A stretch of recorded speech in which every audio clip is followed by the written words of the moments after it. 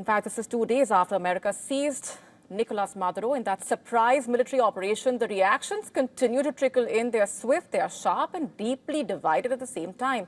Let's just start off with how China has reacted. Beijing has condemned the U.S. action in unusually strong language in a way, accusing Washington of acting like a world policeman. Listen up.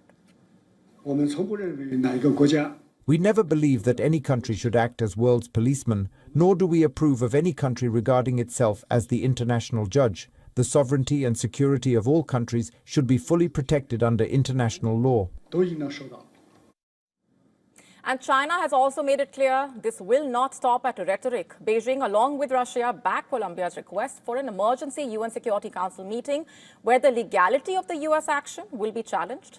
Now, all of this is significant given that Venezuela has been one of China's closest strategic partners in Latin America, politically, economically, symbolically.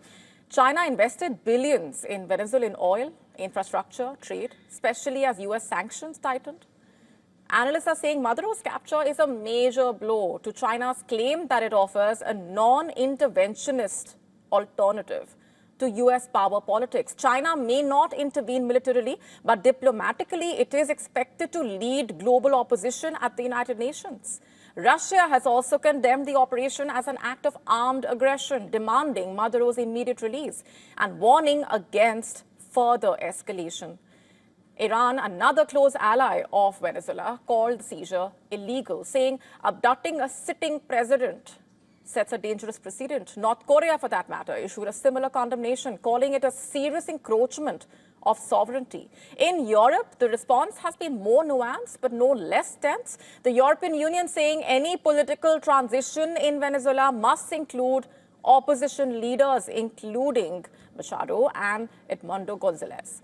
Despite Trump, remember, dismissing their roles. He's been clear about that as well.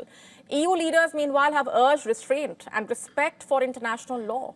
Even while acknowledging Maduro's lack of democratic legitimacy, Britain's Prime Minister said the UK would engage Washington, but added that it would shed no tears over the end of Maduro's regime.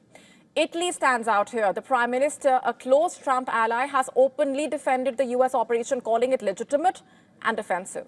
Global markets delivered a split verdict. Safe haven assets like gold and the U.S. dollar surged on heightened geopolitical risks, while oil prices fluctuated as traders weighed the long-term supply prospects, U.S. policy signals, and regime change risks. And finally, streets around the world erupted in protests. In South Korea, demonstrators gathered outside the U.S. embassy, asking how this differs from colonialism. In Madrid, hundreds protested what they called American aggression.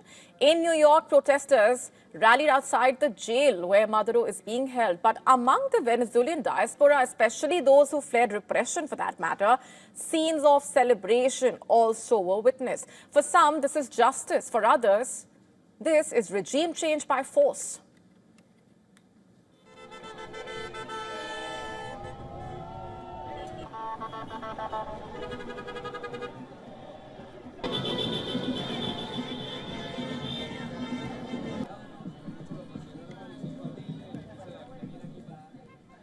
To stay up to speed with the latest news, download the WION app and subscribe to our YouTube channel.